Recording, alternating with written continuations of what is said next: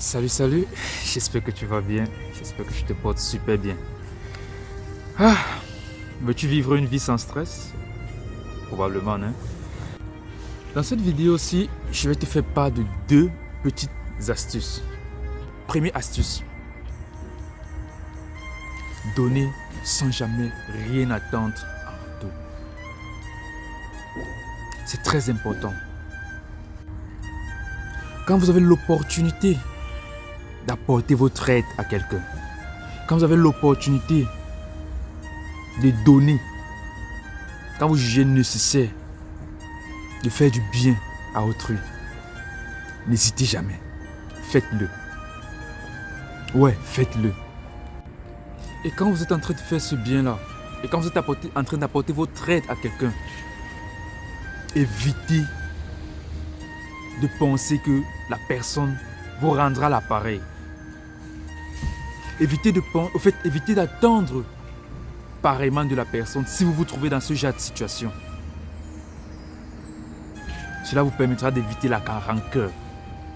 Cela vous permettra d'avoir une vie aussi paisible.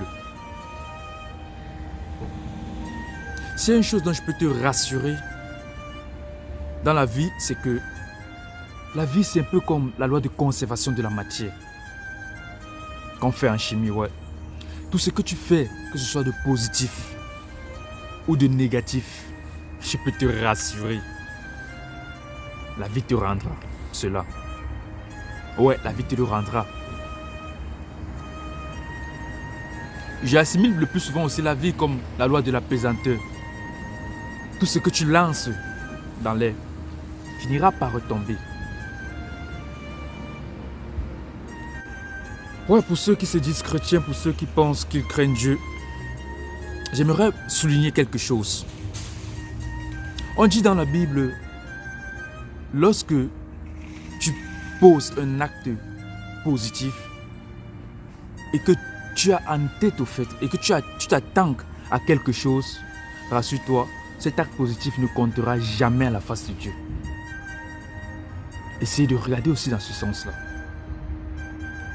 Deuxième astuce est aussi simple et à la fois compliquée.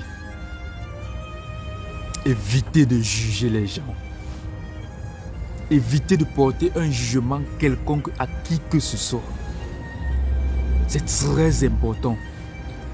Au lieu de passer ton temps à juger les gens, à les réprimander à tout moment, je te conseille d'essayer de comprendre le pourquoi de certains actes dont ils posent.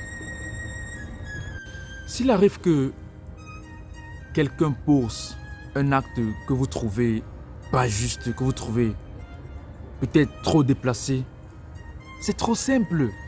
Au lieu de rester là porter peut-être des jugements à cette personne par rapport à son acte, il est assez simple d'aller vers cette personne. Poser la question.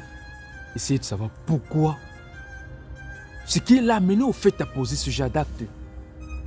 En le faisant, peut-être vous constaterez que vous avez peut-être mal interprété le geste. Peut-être c'était juste un problème de compréhension. Peut-être la personne traverse une situation difficile et est submergée. Peut-être en essayant de comprendre cette personne, vous l'aiderez à se comporter mieux demain. C'est très important.